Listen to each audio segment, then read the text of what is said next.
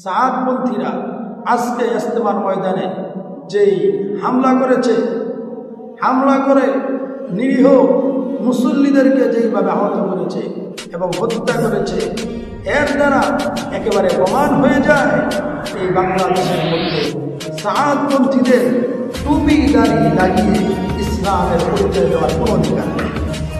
এই সাআদপন্থী এটা কোনো সময় ইসলামী কোনো সংগঠন, ইসলামের কোনো দ্বারকবাহক হতেই পারে না।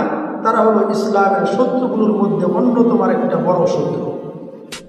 আমি বলতে চাই, আজকে এই সাআদপন্থী যেই কাজ করেছে, তাদেরকে আর হাতে পায়ে ধরে নয়, তাদেরকে সরাসরি লাঠি দিয়ে, প্রয়োজনে অস্ত্র দিয়ে তাদের বিপক্ষে দাঁড়িয়ে তাদেরকে সোজা করে দিতে হবে।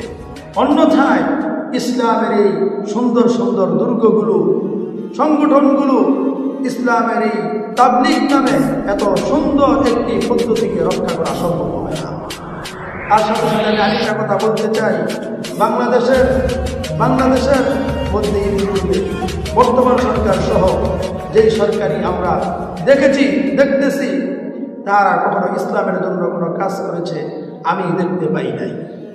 কিছুদিন আগে আমাদের এক শহীদুল ভাই, অ্যাডভোকেট শহীদুল ভাইকে হত্যা করে দেওয়া হয়েছে, তার উপযুক্ত কোনো বিচার আমরা সরকারের কাছ থেকে পাই নাই।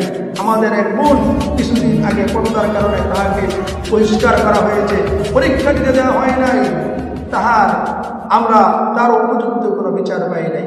এই যে আজকে গতকালকে যেই কাণ্ডটা সাআদপন্থীরা ঘটালো সরকারের পক্ষ থেকে, আমার মনে হয় না তাহারা কোনো উপযুক্ত কোনো বিচার তাহারা করবে। এই জন্য এখন আর আমি মনে করি এই আইনের দ্বারস্থ হয়ে কোনো লাভ নাই। সামনে থেকে যারা ইসলামের পক্ষে দাঁড়াবে তাদেরকে শুধুমাত্র লাঠি আর অস্ত্র দিয়ে তাদেরকে শায়েস্তা করতে হবে।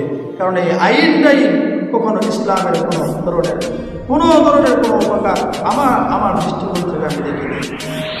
এই জন্য আমরা সামনে থেকে নিজের হাতেই আমরা ইনশাল্লাহ বিচার করব। আর আমরা সামনে সবথেকে বড় কথা হলো আমরা ইসলামী হুকুমত কায়েম করার জন্য আপ্রাণ চেষ্টা করতে থাকি।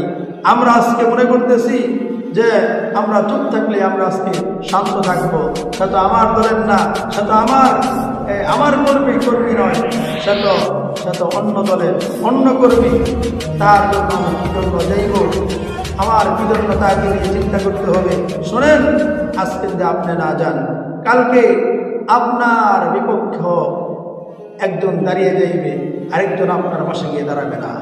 এজন্য আমি সকল স্তরের সকল মুসল্লিদেরকে আমি বলবো, মুসলমানদেরকে বলবো, ইসলামকে কায়েম করার জন্য আমরা সকলে এক হয়ে যাই, ঝাঁপিয়ে পড়ি, সকল দল মত নির্বিশেষে আমরা একতাবদ্ধ হয়ে ইসলামকে প্রতিষ্ঠা করার চেষ্টা করি। অন্যথায় ইসলাম এই বাংলাদেশের মধ্যে রাখা সম্ভব হবে না। আল্লাহ তাআলা আমাদেরকে বুঝার তৌফিক দান।